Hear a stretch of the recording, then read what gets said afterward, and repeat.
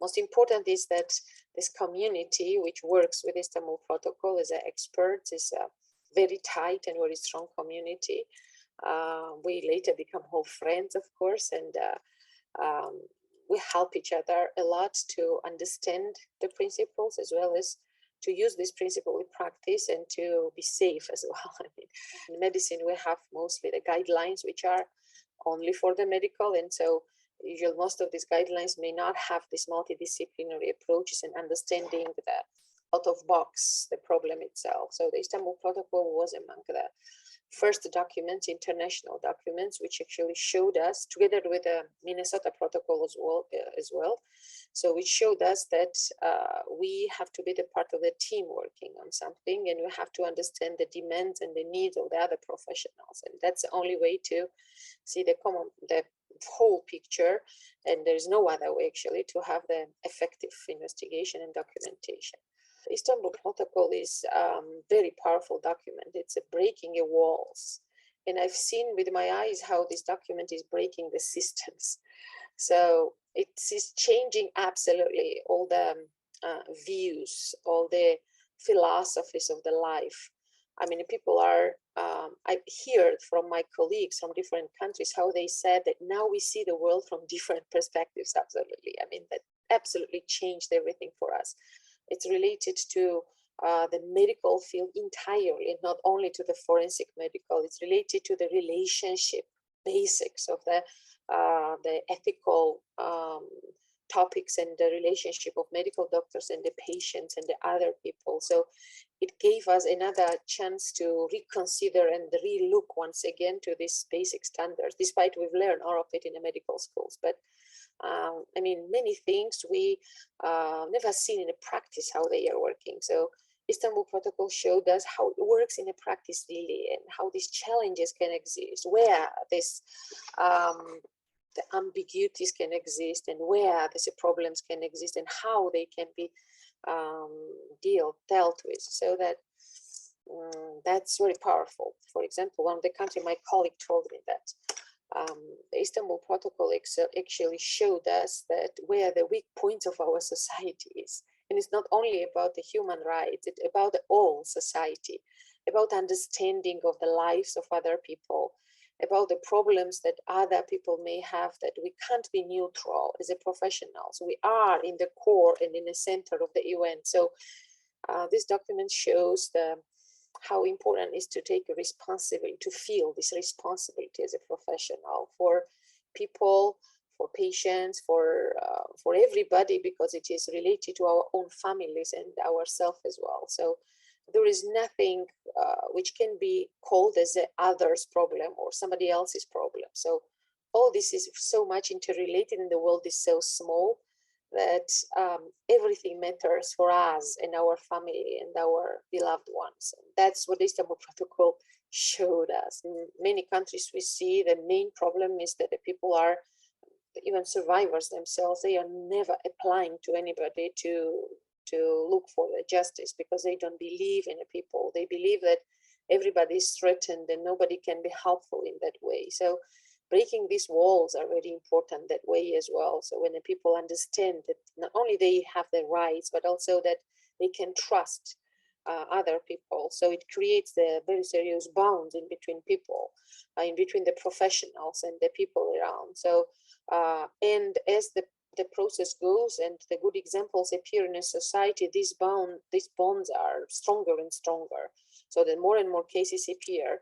So examples of the cases already are very important precedents for the cases, not only in the legal level, but for the societies as well. And then at some point, the society start to realize how many other types of the problems they may have, how many types of the violences they may have.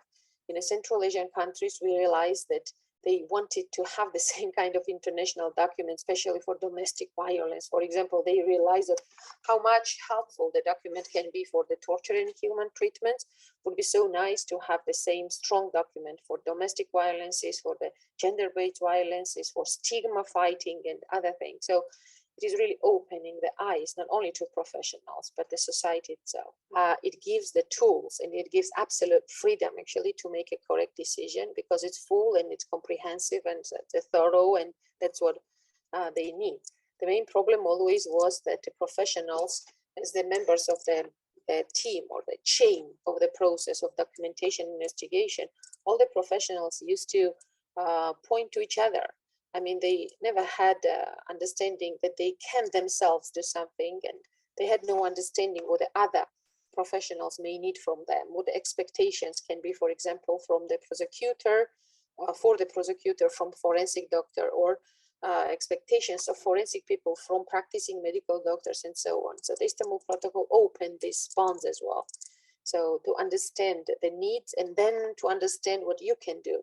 I think I want to speak a little bit about how this project changed my own life. Please, that would be so lovely. Please. That's very much important, I think, as well. I mean, it's not only because it's my life, but I think because it's the same things are happening with other people's lives I see, and it's kind of shows not my own things from my own side, but the project itself. So this project changed my life entirely, actually. So not only it changed my vision and my understanding of the human rights that was much more poor before, of course, but also it brought me the new opportunities for development of my career. So it showed me that the things are possible with individual development as well, that I started to do the things with my own hands as well, to bring this knowledge to my own department, to my own environment. So to start to talk with my colleagues with the new standards, and required, of course, a time to change the minds of these people. It's also a how-to guide for clinicians of how do you really document and corroborate accounts of torture and ill treatment. Well, well, as I told you, the Istanbul Protocol is a project breaking many walls, So the walls of the corruption, and showing and realizing in which chains of the processes the corruption actually exists, and that corruption can be the triggering the impunity of the people and the existence of the practices. That was a case when the individual was tortured on the territory which is not under the control of Georgia now, unfortunately, because of the political situation. And so he was detained for long, and then tortured, and then delivered to the family members with a cause of death diagnosed as the cardiac attack. So, and the cardiac failure. So the case was interesting because so the report was not clear, of course, and it was very much related to the political things too, but it was very obvious that there were multiple findings on the body. So that was interesting that we found so almost no internal organ was present, so it was not successful to do the re-autopsies, for example. And those injuries were so many. I mean, more than 100 of injuries were described. So it was a full and a rich story, and very successful, by the way. So by this report, we applied to the International Court in Strasbourg, and became one actually against the regime actually which exists in that non-controlled territory of Georgia. So unfortunately, of course, we couldn't help this person himself. He was deceased, but for family, it was a big relief, of course, that they found justice, and we helped them in that. And for society as well, because Georgian society was following what will happen with this case, and whether we as a professionals will be able to prove and to find the evidences for the things. Because as I told you, the official report was from that part, not from the Georgian part. The official was about the cardiac failure. We started this process with the international team of experts to see that after 20 years past, this Istanbul Protocol exists and is alive.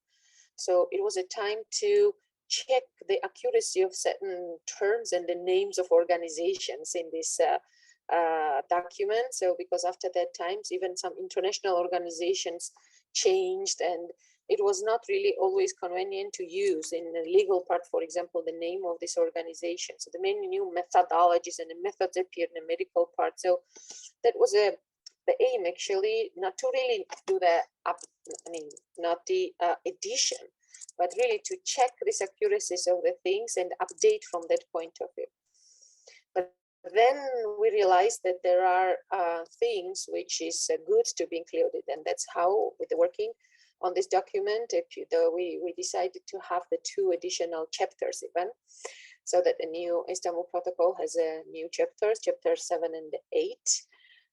So the chapter 7 is about medical doctors in a different setting, their role, and that was something that was in Istanbul Protocol before, but briefly mentioned. So we decided, once the role of the different medical doctors slightly differs in different settings, and it's huge part of an important part of the documentation, to dedicate a separate chapter for that.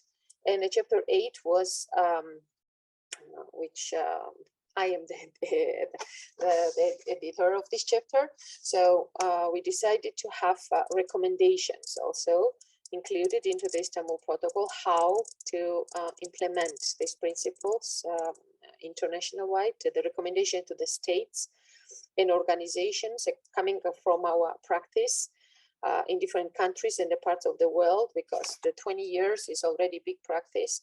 And so all these recommendations, all these the outcomes of our work, the good practices, the good examples, were formed as a recommendations to the countries in which direction these principles are recommended to be implemented. So so main directions were focused there, starting from the government and finished with the concrete organizations and the professionals. So hoping that, I do hope really, that this chapter will be very helpful for countries, because even from my own practice, when we used to start in different countries the implementation project, so in the beginning it was not really clear for these people, for the host country, so what we want from them. I mean, what is really they can do with this, and how they start and how they proceed, and where they could not see even a picture, actually the final picture, what they want to achieve. So it needed a time and